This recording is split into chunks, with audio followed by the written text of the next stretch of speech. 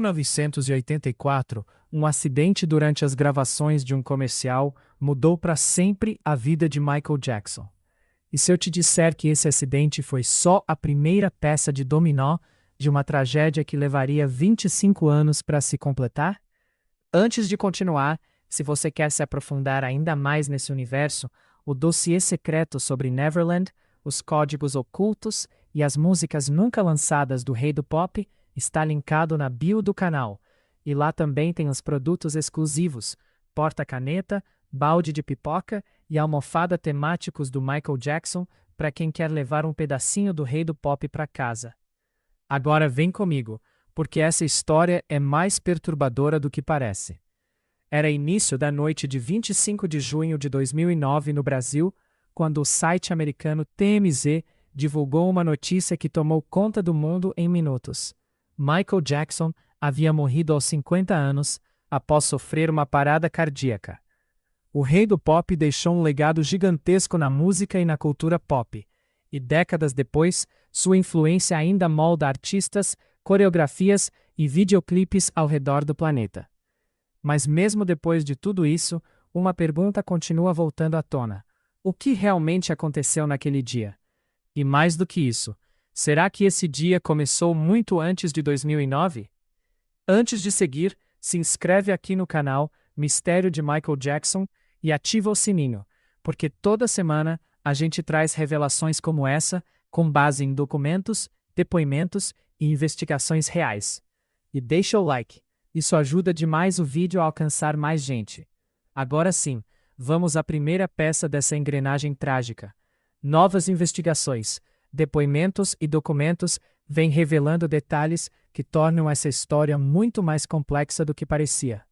No vídeo de hoje, você vai entender 4 capítulos que juntos formam uma cadeia de causa e consequência assustadora, baseada no documentário Michael Jackson Fatal Seconds, produzido pelo próprio TMZ, que reconstrói os momentos finais da vida do cantor a partir de uma linha do tempo que começa décadas antes da tragédia. Em 1984, Michael Jackson estava no auge absoluto da carreira. Pouco depois do lançamento histórico de Thriller, os executivos da Pepsi chegaram a uma conclusão. Se quisessem competir de igual para igual com a Coca-Cola, precisavam ter o maior símbolo da nova geração ao seu lado. Naquele momento, Michael não era só um cantor famoso. Ele era um fenômeno global que dominava rádios, TVs, revistas e premiações em todo o mundo. A Pepsi fechou um contrato de $5 milhões com o astro, mas com cláusulas exigidas pelo próprio Michael. Ele não poderia aparecer segurando ou bebendo o produto e seu rosto não poderia ficar em cena por mais de 3 segundos seguidos. A gravação aconteceu em um estúdio em Los Angeles, diante de cerca de 3.000 pessoas, simulando um show real para captar a energia do público. No roteiro, Michael desceria uma escada em meio a efeitos pirotécnicos. As 5 primeiras tomadas saíram perfeitas. Na sexta, o efeito pirotécnico disparou antes da hora. Michael estava próximo demais do dispositivo e as faíscas atingiram seu cabelo, que pegou fogo instantaneamente.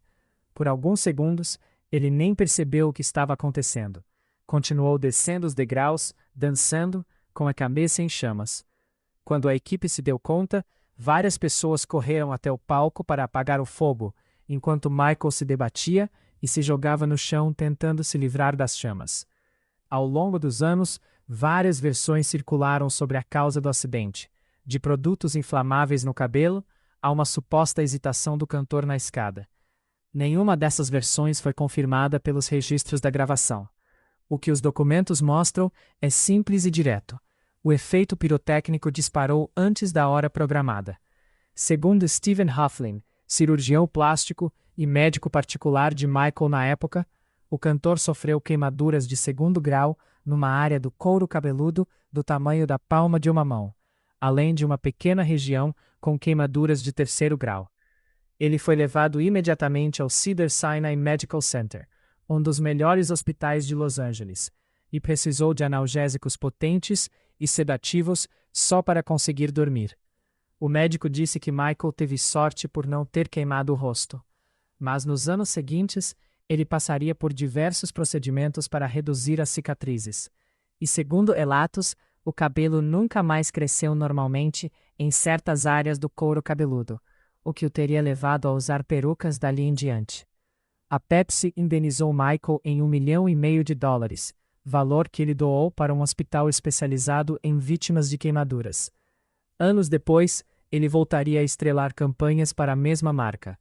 Mas o que ninguém imaginava naquele momento é que aquele acidente seria só o primeiro degrau de uma escada muito mais longa e muito mais perigosa. No documentário do TMZ, o advogado da família, Brian Panish, revelou detalhes importantes sobre o tratamento que Michael precisou fazer depois do acidente. Uma das etapas foi um enxerto de pele, um procedimento em que médicos retiram pele saudável de outra parte do corpo para reconstruir a área danificada. No caso de Michael, isso foi feito no couro cabeludo, uma região extremamente sensível e cheia de terminações nervosas. Quem já passou por esse tipo de cirurgia costuma relatar dores intensas durante a recuperação.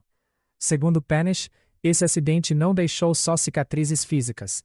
Ele pode ter sido o ponto de partida de uma crescente obsessão com a própria aparência. O início da longa sequência de procedimentos estéticos que marcaria a imagem pública de Michael Jackson pelas décadas seguintes. Em vida, o próprio cantor sempre negou ter feito tantas cirurgias, afirmando publicamente que passou por apenas 2. Mas essa versão foi contestada depois de sua morte, quando sua mãe, Katherine Jackson, deu uma entrevista a Oprah Winfrey e contou uma realidade bem diferente, que o filho era extremamente inseguro com a própria aparência desde a adolescência, e que ela tentou convencê-lo de que ele não era feio, sem sucesso. Katherine relatou que Michael desenvolveu uma verdadeira dependência de cirurgias estéticas, mas tinha vergonha de admitir isso publicamente. Em determinado momento, ela chegou a pedir para que médicos apenas fingissem realizar os procedimentos, colocando faixas e curativos falsos, sem de fato operar. Segundo ela, poucos profissionais aceitavam esse pedido. O cirurgião plástico Harry Glassman, de Beverly Hills, levanta no documentário uma pergunta inevitável. Como teria sido a trajetória de Michael se ele não tivesse sofrido aquele acidente em 1984? Para ele, é impossível ter certeza, mas o episódio pode ter sido um verdadeiro divisor de águas psicológico. Se você está gostando de entender essa linha do tempo, deixa o like agora, porque isso realmente ajuda o vídeo a alcançar mais pessoas. E se ainda não se inscreveu no canal Mistério de Michael Jackson, essa é a hora, porque o próximo capítulo é o mais chocante de todos. As consequências do acidente de 84 não pararam na questão estética. Segundo Brian Panish, Michael passou a sofrer com dores intensas e constantes, causadas por danos nos nervos do couro cabeludo. Essas dores neuropáticas eram debilitantes e, com o tempo, começaram a provocar crises de ansiedade e longos períodos de insônia. Dormir se tornou quase impossível. Foi nesse cenário que os medicamentos passaram a ocupar um espaço cada vez maior na rotina do cantor. Entre eles, o Propofol, um anestésico de uso estritamente hospitalar, normalmente aplicado em procedimentos cirúrgicos e que exige monitoramento profissional constante, já que pode causar perda de consciência, queda de pressão e complicações respiratórias graves. Por causa desses riscos, muitos médicos se recusavam a prescrever o medicamento para Michael. Ele consultou vários profissionais até encontrar alguém disposto a atendê-lo, o cardiologista Conrad Murray, que se tornaria seu médico pessoal. Foi revelado, inclusive, que Michael teria usado até 19 identidades diferentes para comprar medicamentos e dificultar o rastreamento das receitas. Foi justamente o Propofol que Michael usou na madrugada de 25 de junho de 2009. Mas naquela noite, o anestésico não estava sozinho em seu organismo. O cantor também havia tomado lorazepam, midazolam, diazepam, além de lidocaína e efedrina. A combinação dessas substâncias foi fatal. A causa oficial da morte foi registrada como intoxicação aguda por Propofol, agravada pela presença de outros sedativos. Conrad Murray foi levado a julgamento, e sua defesa chegou a sustentar que o próprio Jackson teria se administrado a dose letal. Ainda assim, ele foi condenado por homicídio culposo, quando não há intenção de matar, mas sim negligência, e cumpriu cerca de 2 anos de uma pena de 4. O advogado Brian Panish fez uma reflexão que resume bem esse capítulo. Em situações médicas, o controle deveria estar sempre nas mãos do profissional de saúde, não do paciente. E na visão dele, com Michael aconteceu justamente o contrário. Mesmo depois de morto, o legado de Michael Jackson só cresce. Ele é atualmente a celebridade morta que mais fatura no mundo. Segundo o levantamento da revista Forbes, só em 2025, o espólio do artista recebeu cerca de 105 milhões de dólares. Desde 2009, a família já embolsou cerca de 3 bilhões e meio de dólares. Materiais nunca lançados em vida renderam mais de 20 músicas póstumas. O lançamento mais recente foi o álbum comemorativo Thriller 40, em 2022, com 3 faixas inéditas descartadas nos anos 80.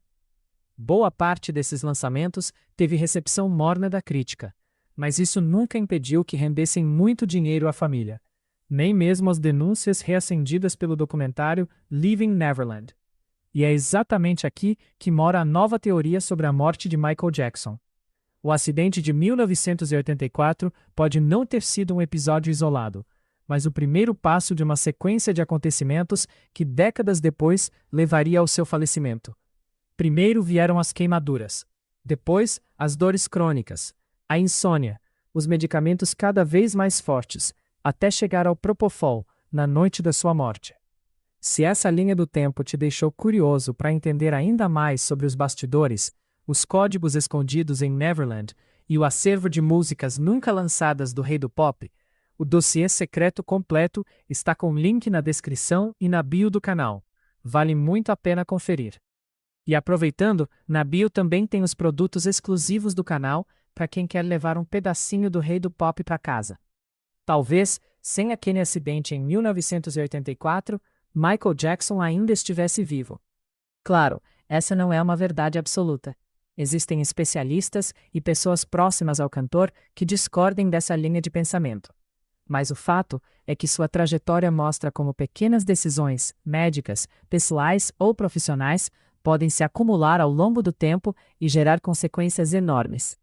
E agora eu quero saber a sua opinião. Você acha que o acidente de 1984 realmente pode ter iniciado essa cadeia de eventos? Ou a morte de Michael Jackson foi resultado de fatores completamente diferentes? Comenta aqui embaixo. Se você chegou até aqui, deixa o like, se inscreve no canal Mistério de Michael Jackson, ativa o sininho para não perder os próximos vídeos. E não esquece de conferir o dossiê secreto, que está no link da bio e na descrição.